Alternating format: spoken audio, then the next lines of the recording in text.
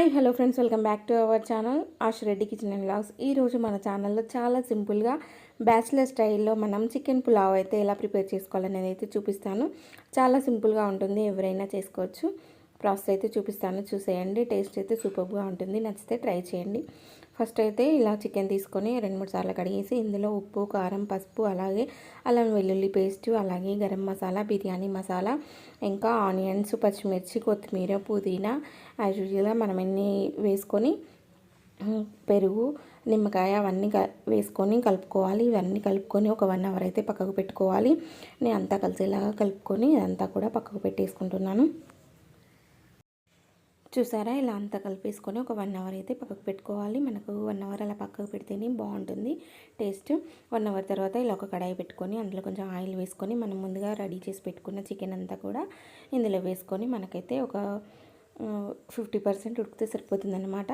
బిర్యానీకి అయితే 80% ఉడకాలి, అలా పులావ్కి అయితే ఒక 50% ఉడకాలన్నమాట. ఇలా 50% ఉడికిన తర్వాత సో ఇలా ఉంటుందన్నమాట.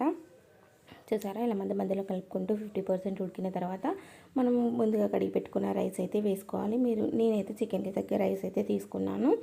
ఇంకా రైస్ అయితే వేసుకొని మనం రైస్ అయితే ఇంత తీసుకున్నామో అన్ని వాటర్ యాడ్ చేసుకొని మనమైతే కలుపుకొని సాల్ట్ చెక్ చేసుకొని ఇంకా మనం ఉడికించుకుంటే సరిపోతుందన్నమాట. ఇలా రైస్ వేసాక ఒక్కసారి ఆయిల్లో కొంచెం మంచిగా ఫ్రై అవ్వాలి అన్నమాట. రైస్ అయితే ఇలా ఫ్రై అయితేనే బాగుంటుంది. ఇలా మొత్తం కలిసేలా కలుపుకున్న తర్వాత మనం రైస్కి తగినన్ని వాటర్ అయితే యాడ్ చేసుకోవాలి. నేను ఎన్ని రైస్ తీసుకున్నానో అంతైతే వాటర్ యాడ్ చేసుకొని నేనైతే మళ్ళీ ఒకసారి కలుపుకొని సాల్ట్ అయితే చెక్ చేసుకుంటున్నాను. ఈ టైంలో సాల్ట్ చెక్ చేసుకొని మళ్ళీ వేసుకొని ఒకసారి కలుపుకొని మూత పెట్టించుకొని ఉడికించుకుంటే సరిపోతుందన్నమాట.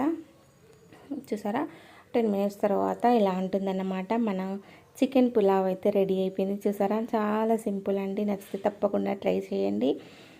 చూసారా, టేస్ట్ అయితే సూపర్గా ఉంటుంది. చాలా సింపుల్ అండి. నచ్చితే తప్పకుండా ట్రై చేసి నా కామెంట్ బాక్స్లో కామెంట్ చేయండి.